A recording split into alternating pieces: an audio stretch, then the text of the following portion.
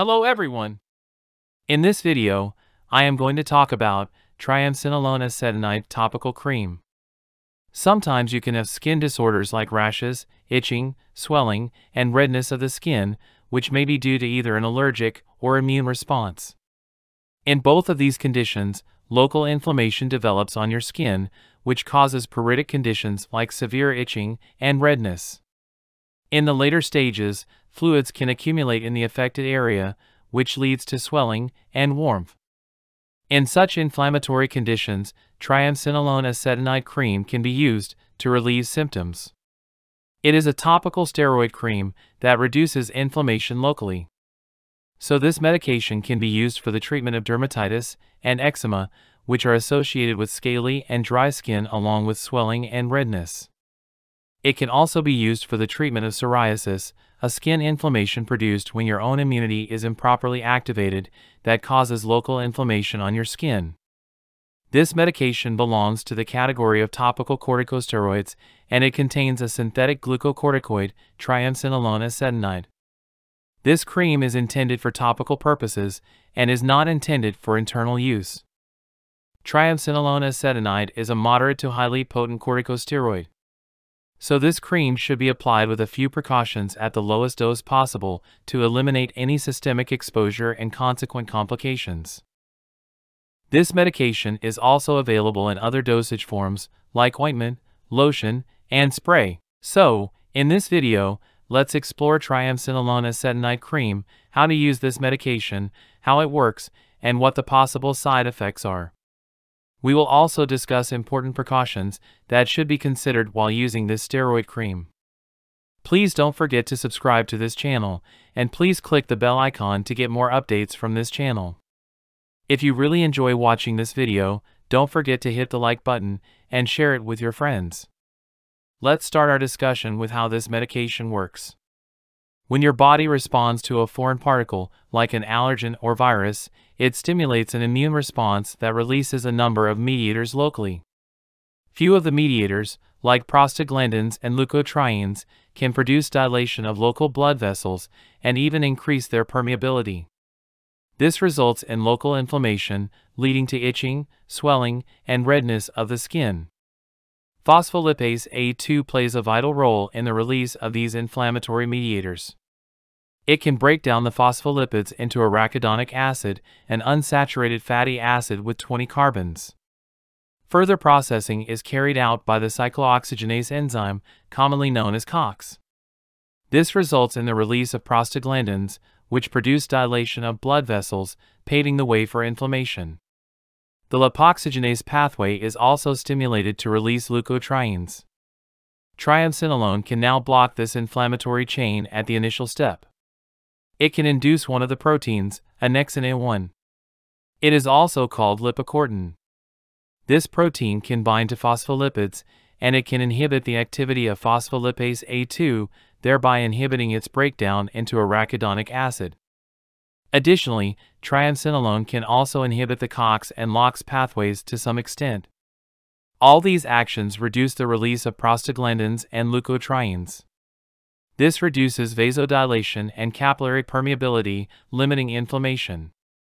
Triamcinolone can also inhibit another inflammatory pathway, nuclear factor kappa B, thereby inhibiting the release of inflammatory mediators like IL-6 and IL-8.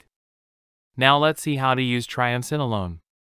Triamcinolone acetonide cream is available in different strengths, starting from 0.025% to 0.5%.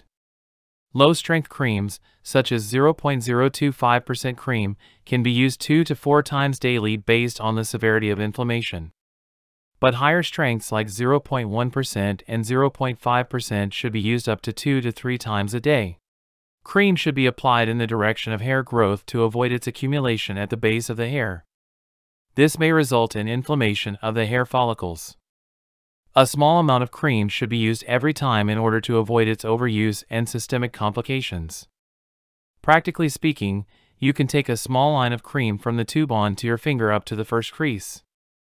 These units are called fingertip units and can be used for approximate dosing. This quantity is almost sufficient for an area equal to your palms. You should gently rub the cream as a thin film, and the affected areas should be kept open and not covered by bandages or occlusive dressings. But under some circumstances, like in the treatment of psoriasis, your doctor may suggest using an occlusive dressing. In such conditions, you should carefully remove the dressing after every 12 hours. It is better to put on occlusive dressing in the evening and remove it the morning of the next day.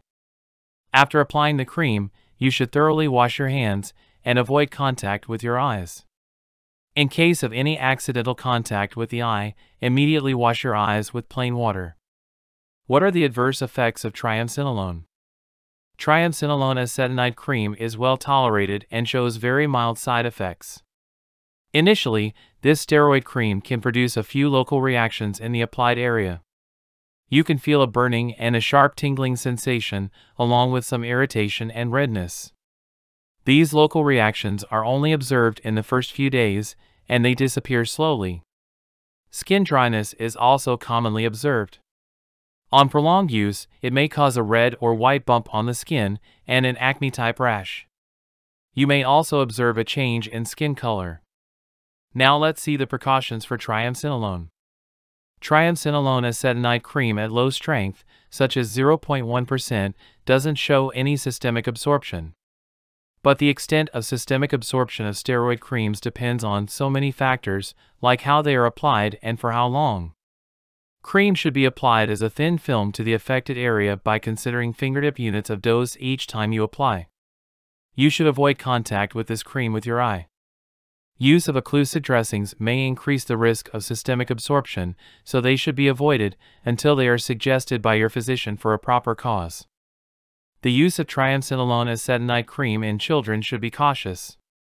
Significant absorption of steroids may result in suppression of the HPA axis in children. This reduces the ability of the body to combat stress and decreases cortisol release. This results in reduced growth in the children and delayed weight gain. It can also produce mental retardation in children. Triamcinolone reduces inflammation, but it can't fight against bacterial or fungal infections. So if any skin infection persists, a suitable antibacterial or antifungal cream should be used in addition to this medication. Finally, we will see the chemical nature of triamcinolone. Triamcinolone is a synthetic steroid with a pregnant nucleus with unsaturation at the first and fourth positions. It has few similarities to the natural corticosteroid cortisol, like a side chain at the 17th position and a hydroxyl group at the 11th position. In addition, triamcinolone has a fluorine group attached at the 9th position. Hydroxyl groups in the 16th and 17th positions are fused with acetone to form acetonide. So these are the chemical features of triamcinolone acetonide, a synthetic corticosteroid. So that's all about the pharmacology of triamcinolone. Thanks for watching this video. Please don't forget to subscribe and hit the like button. Stay tuned for another interesting video with a new topic. Have a nice day. Take care. Goodbye.